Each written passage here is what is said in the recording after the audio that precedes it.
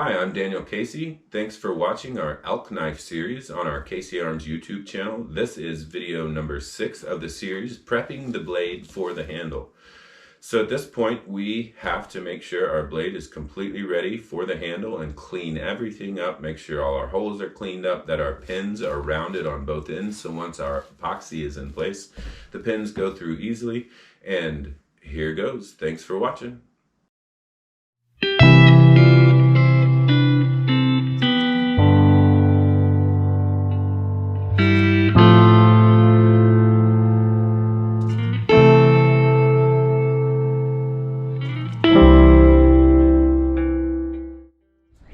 I'm getting ready to harden the blade.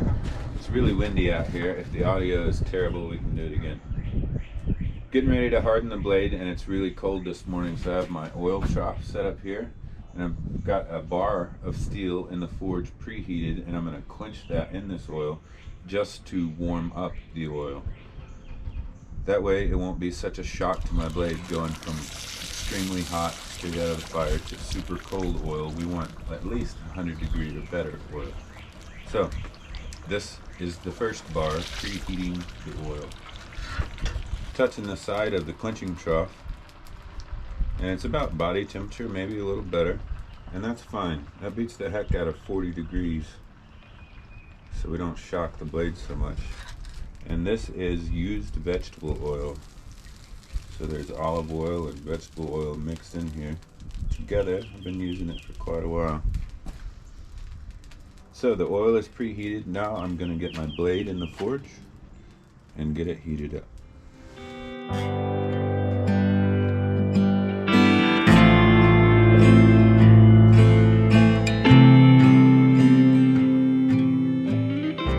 So I'm about to heat the blade. Here it is before it goes into the fire. You can see the file work all the way around the handle. And we're going to slide this blade into the forge with the cutting edge upwards. And we've already heated up a bar of mild steel previous to this, and we've got it quenched in the oil trough to preheat the oil. So now we're going to take our time and heat this blade up in the forge, and once it's hot enough, we will quench in the oil.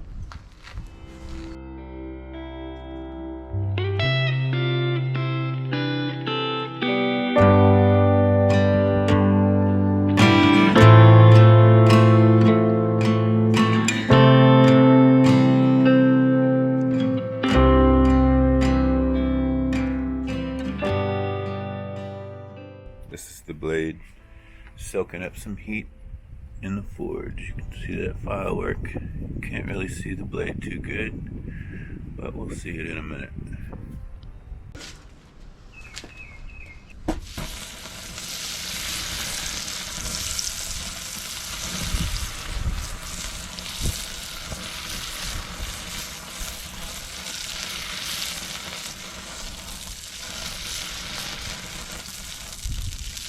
So you notice I'm only putting the cutting edge of the blade and the tip into the oil, and I'm keeping the spine and the handle out. That's because I want the spine to be slightly softer than the cutting edge, therefore give the knife some flexibility, but the harder cutting edge making it to where it holds a cutting edge better. And the handle, I really don't want it very hard at all. So I'm waiting until all of the glow is gone out of the steel. And once that happens, and I see what's called a black heat, which is where there is no more glow, at that point, I'll tip the knife downwards as deep into the oil as I can, still keeping the handle out. That way we're getting the spine at least a little bit of hardness and some springiness to it, which is exactly what we want, some springiness on that spine. So you'll notice that the crackling and the bubbling is stopped. So I'm going to pull this knife out of the oil, and I'm going to go straight to a vise and lightly clamp it until it cools the rest of the way from the temperature of the oil, and that will prevent, hopefully, any warping or bending of the blade, along with my quenching tub being aligned north and south here.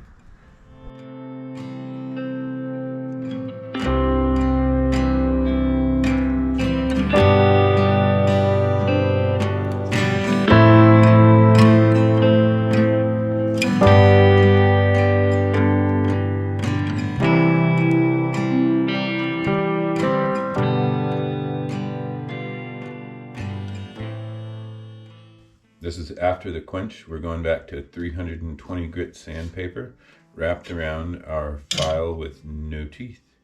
And we're going to polish both sides of this blade, handle and all, along with the spine and around the handle, back to 320 grit. And then we're going to draw the temper and we'll be ready to fit the handle.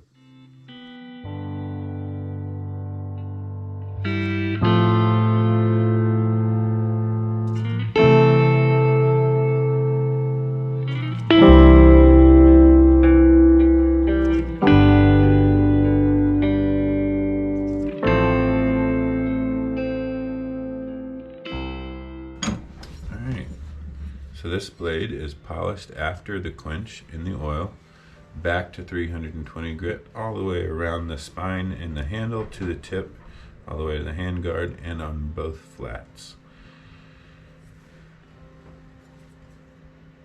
So it's time to temper this.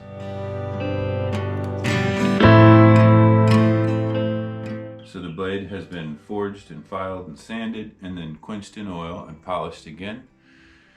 And I was careful not to touch it with my fingers so I didn't leave any oily residue on the shiny metal. So now I'm going to heat it slowly, and as I heat it you're going to see what's called tempering colors that run up through the steel. And what we're looking for is a deep blue on the spine, which is equivalent to a spring basically. It has memory, so if it gets bent it returns to its original position.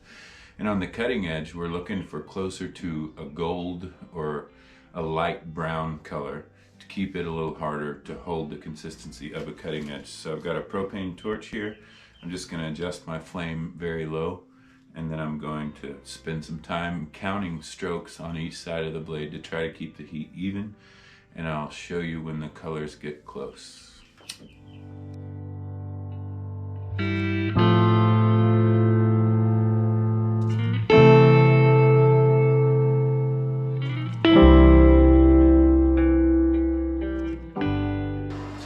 Quick file test just to confirm that this blade is hard, and it's so hard that a file is just skating over the surface right now. So we're going to get it a little softer.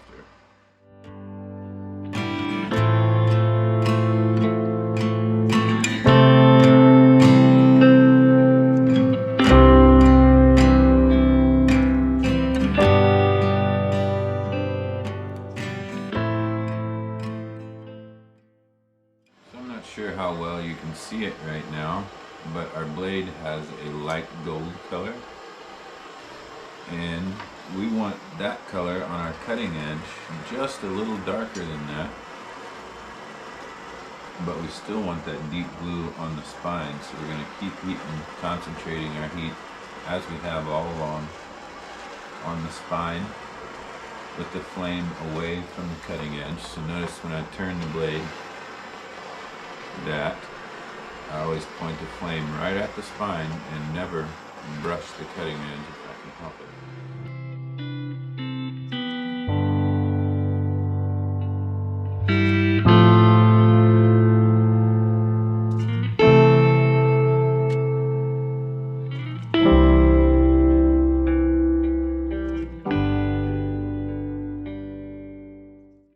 I like that. I'm going to stop it right there. I'm quenching it in a bucket of water.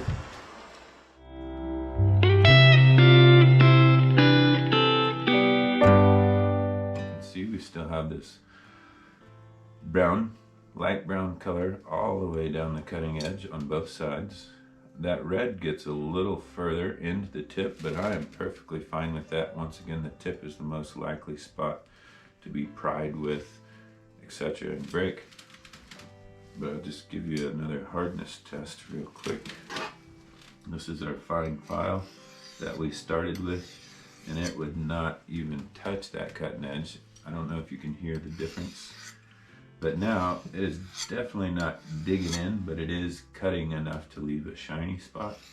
So that means we're only slightly less hard than a file on our cutting edge, and we know that this spine, being blue, is back to a spring.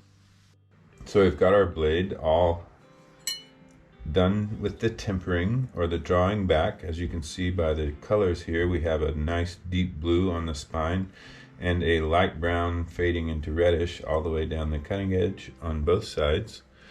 And that is exactly what we're looking for.